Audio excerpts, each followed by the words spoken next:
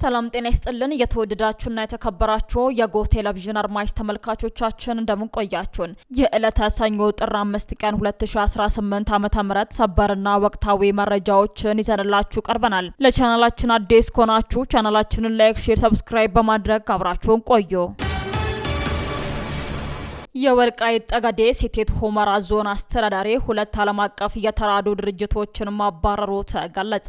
የወልቃይት ጠገዴ ሰቲት ሁመራ ዞን አስተዳደር ለሁለት ዓለም አቀፍ የተራድኦ ድርጅቶች አካባቢውን ለቀው እንዲወጡ ጥብቅ ማሳሰቢያ ማስተላለፉን የዞኑ አስተዳደር በትላንትናው ዕለት ባወጣው መግለጫ ላይ አስታውቋል።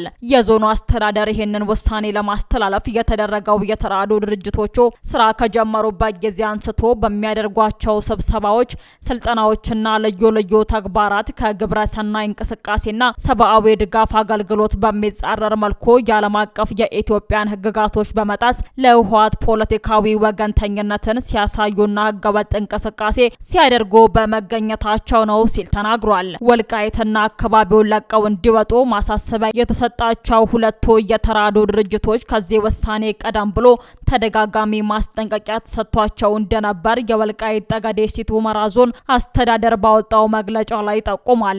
በህገወጥ ተግባራት በመሰማራታቸው ከአካባቢው እንዲወጡ ውሳኔ የተላለፈባቸው የተራድኦ ድርጅቶቹ በህብረተሰቡ ዘንድ ቅሬታን የሚፈጥሩና ሌሎች የግብረ ሰናይ ድርጅቶችን በጥርጣሬ እንዲታዩ የሚያደርጉ ህገወጥ ድርጊቶችን ሲፈጽሙ የቆዩ ሲሆን ከዚህ ድርጊታቸው እንዲታቀቡ የተሰጣቸውን ተደጋጋሚ ማስጠንቀቂያ ተፈጻሚ ባለማድረጋቸው ከአካባቢው እንዲወጡ ውሳኔ ለማስተላለፍ ተገድጃለሁ ሲል የዞኑ መንግስት በመግለጫው ላይ አስታውቋል። ከግብር ከፋይ ጉቦ በመጠየቅ የተቀበለ የኦዲት ባለሙያ በስልክ ጥቆማ እጅ ከፍንጅ መያዙን የአዲስ አበባ ገቢዎች ቢሮ አሳውቋል። በቦሌ ክፍለ ከተማ አነስተኛ ግብር ከፋዮች ቅርንጫፍ ጽሕፈት ቤት አንድ የታክስ ኦዲት ቡድን አስተባባሪና የታክስ ኦዲተር ባለሙያ በግብር ከፋይ የቀረበ የወጪ ሰነድ አንቀበልም በማለት ጉቦ ጠይቀው ሲቀበሉ እጅ ከፍንጅ መያዛቸውን ነው ቢሮ ያሳወቀው። ተጠርጣሪው ግለሰብ ግብር ከፋዩ ለኦዲት ምርመራ የሚውል ሰነድ አሟልቶ አቅርቦ እያለ አላቀረብክም በሚል ጉቦ መጠየቃቸውን የገለጸው ቢሮ ግብር ከፋዩም 3 ሚሊዮን ብር ወጪ የያዙ ሰነዶችን አቅርቦ እያለ ከአንድ ወር በላይ ማመላለሳቸውን ጠቁሟል። ሆኖም ግብር ከፋዩ የተጠየቁትን የጉቦ ገንዘብ ለመክፈል ፈቃደኛ ባለመሆን በቢሮ የነጻ ስልክ ቁጥር ጥቆማ በመስጠታቸው ተጠርጣሪ ግለሰቦቹ በቁጥጥር ስር ሊውሉ ችለዋል ተብሏል።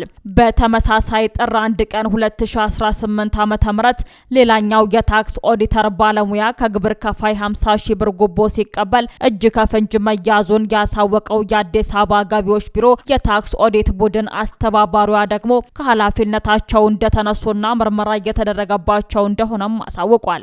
በተያያዘ ዜና በፌዴራል ደረጃ ከተመዘገቡ 470 ሺህ የንግድና የአገልግሎት ሰጪ አገልግሎት ድርጅቶች ውስጥ 370 ሺህ ስራ አቁመዋል ተብሏል። በፌዴራል ደረጃ ከተመዘገቡ 470 ሺህ የንግድና የአገልግሎት ሰጪ የግል ድርጅቶች ውስጥ 370 ሺህ በማንኛውም ሁኔታና ምክንያት ከፌዴራል መዝገብ የመሰረዝ ዜና ከዜናነት ባሻገር የገጠማቸው ፈተናና አስቸጋሪ ሁኔታ ምንድነው የሚል ጥያቄ የሚያጭር መሆንም ነበረበት። እንደ ሪፖርቱ ዘገባ በፌዴራል ደረጃ በስራ ላይ ከተሰማሩ 470 ሺህ ድርጅቶች መካከል 370 ሺህ መሆኑ አሳሳቢ ብቻ ሳይሆን አስደንጋጭም ነው ተብሏል። ጥናቱ ቁጥርን ከመዝገብ ባለፈ ችግሮቻቸውንና የመፍትሄውን አቅጣጫዎችንም አጥንቶ ያመላከተ መሆን ይገባው ነበር ብለዋል። ሪፖርቱ መሰረት ያደረገው የስራና ክህሎት ሚኒስቴር ኤክስፐርቶች ጥናት መሰረት በ2024 ከ370 ሺህ በላይ ድርጅቶች ከፌዴራል መዝገብ ተሰርዘዋል ማለት ምን ያህል የስራ እድል ቀጥተኛና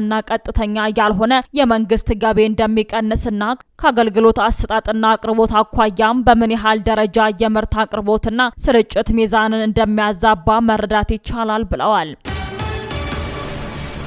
በአርሲ ዞን ነዳጅ ያላግባብ ሲያፈስ የተገኘ ማደያ ላይ እገዳ መጣሉ ተገለጸ። ከፍተኛ የውጭ ምንዛሬ ወጥቶበት ወደ ሀገር የሚገባ ነዳጅ ኃላፊነት በጎደለው መልኩ ያላግባብ ሲያፈስ የተገኘ ማደያ ላይ የ3 ወር የንግድ እገዳ መጣሉን የነዳጅና ኢነርጂ ባለስልጣን አስታውቋል። በአርሲ ዞን ዳክሴስ የሚገኘው ግሎባል የተሰኘ የነዳጅ ማደያ ነዳጅን ሲያርከፈክፍ የሚያሳይ ምስል በማህበራዊ ትስስር ገጾቹ ተሰራጭቶ እንደነበረም ተገልጿል። ባለስልጣኑ ባደረገው ማጣራት ድርጊቱ መፈጸሙንም አረጋግጧል። ማደያዎች ነዳጅን በዲሲፕሊንና በጥንቃቄ ለህዝብ የማቅረብ ግዴታቸውን እንዲወጡም እያሳሰበ ህገወጥ የነዳጅ ግብይትን የመከላከል ስራ የመላው ህዝብ ኃላፊነት በመሆኑ ድርጊቱን ለጠቆማችሁ ምስጋና እናቀርባለን ብለዋል። የሱዳን ብሔራዊ ጦር መንግስታዊ መቀመጫ በስደት ላይ ከነበረበት ወደ መዲናይቱ ካርቱም መመለሱ ተገለጸ። 3 ዓመት ሊደፍን በተቃረበው የእርስ በርስ ጦርነት መቀመጫውን ፖርት ሱዳን አድርጎ የነበረው የሱዳን መንግስት በይፋ ወደ ካርቱም መመለሱን የሀገሪቱ ጠቅላይ ሚኒስትር ካሚል ኢድሪስ አስታውቀዋል። የሱዳን ብሔራዊ ጦር መዲናይቱን ካርቱምን ለቆ የወጣው በጎርጎሮሲያውያኑ ሚያዝያ ወር 2023 እንደነበር ተገልጿል። ከዚያ በኋላ ብርቱ የውጊያ ማዕከል የነበረችው ካርቱም ባለፈው ዓመት መጋቢት ወር በብሔራዊ ጦሩ እጅ መግባቷም ይታወሳል። ዛሬ ወደ መዲናይቱ ካርቱም በይፋ ተመልሰናል ያሉት ጠቅላይ ሚኒስትሩ ለነዋሪው የተሻለ አገልግሎት ለማቅረብ ዝግጁ ነን ብለዋል። ላለፉት 2 ዓመታት በተለይ 3 የተያዙ ከተሞች ካርቱም፣ ኦማርዳምና ባህሪን ከተሞች ዋነኛ የጦርነት ማዕከላትም ነበሩ።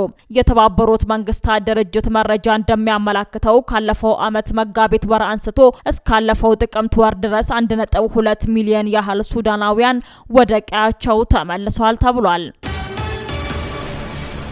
ኩርድ መራሹ የሶሪያው ዲሞክራሲያዊ ኃይሎች ከአሌፖ መውጣታቸውን አሳወቁ። ከማክሰኞ ጀምሮ በሶሪያ ወታደሮችና በኩርድ ኃይሎች መካከል በሰሜንና ምስራቅ ሶሪያ ከፍተኛ ውጊያ ተካሂዶ ነበር። በውጊያው በመቶ ሺዎች የሚቆጠሩ ንጹሃን ሲሰደዱ ከ22 በላይ ሰዎች ህይወታቸው ማለፉም ተገልጿል። የኩርድ ኃይሎች በተደረሰው ተኩስ አቁም ስምምነት መሰረት በሶሪያ ሁለተኛ ግዙፍ ከተማ ከሆነችው አሌፖ ለቀው መውጣታቸው ተገልጿል። የሶሪያ መከላከያ ኃይል ኩርድ መራሹ ከሼክ ማቅሱድ ይዞታውን ሸሽቶ ወደ ሰሜን መሄዱንና የቡድኑ አባላት ምርኮኛ መሆናቸውንም ይፋ አድርጓል። አክሎም በኩርድ ኃይል ቁጥጥር ስር የነበረችውን አሽራፊህን ነጻ ማውጣቱን ተናግሯል። የኩርድ ተዋጊዎችን ወደ ሶሪያ መደበኛ ሰራዊት ለመቀላቀል የተደረገው ሙከራ መክሸፉን ተከትሎ በአሌፖ ለሳምንት የዘለቀ ውጊያ መደረጉ የሶሪያን ፖለቲካ ውስብስብ አድርጎ መቆየቱም ይታወሳል። አሜሪካ በሶሪያ በሚገኙ የአይኤስ ኢላማዎች ላይ ጥቃት መፈጸሟ ተገለጸ። የአሜሪካና የአጋር ሀገራት ኃይሎች በሶሪያ በሚገኙ የኢስላሚክ ስቴት አይኤስ ላይ ኢላማቸውን መጠነ ሰፊ ጥቃት መፈጸማቸውን የአሜሪካ ማዕከላዊ እዝ አሳወቀ።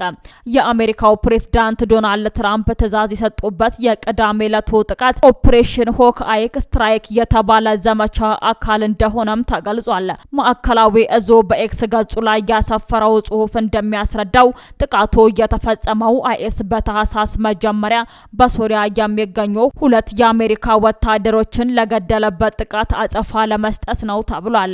የአሁኑ ጥቃቶች የተፈጸሙት ሽብርተኝነትን ለመዋጋት እንዲሁም በአካባቢው የሚገኙ የአሜሪካና አጋር ኃይሎችን ለመጠበቅ በማሰብ እንደሆነ ማዕከላዊ እዙ ገልጿል። መልእክታችን አሁንም ጠንካራ ነው። ተዋጊዎችን ከጎዳቸው ምንም ያህል ፍትህን ለማምለጥ የትም ብትደበቁ እናገኛችኋለን እና እንገላችኋለን ሲል ማዕከላዊ እዙ በኤክስ ገጹ ላይ አስተላልፏል። ከ20 በላይ ተዋጊ አውሮፕላኖች በተሳተፉበት በዚህ ዘመቻ ከ90 በላይ ትክክለኛ ኢላማዎችን የሚመቱ ተተኳሾች በ35 ኢላማዎች ላይ መተኮሳቸውን አንድ ባለስልጣን በአሜሪካ የቢቢሲ አጋር ለሆነው ሲኤስ ኒውስ ተናግረዋል። አሜሪካና አጋሮቿ እነዚህን ጥቃቶች የፈጸመችባቸው ትክክለኛ ስፍራዎችና ምን ያህል ጉዳት እንዳደረሰ እስካሁን ግልጽ አይደለም ተብሏል። ውድ አድማጭ ተመልካቾቻችን ለሰዓቱ ያዘጋጀንላችሁ አበይትና ትኩስ መረጃችን ይህን ይመስል ነበር። አብራችሁን ስለነበራችሁ ከልብ እናመሰግናለን። በያላችሁበት ሰላም ቆዩን።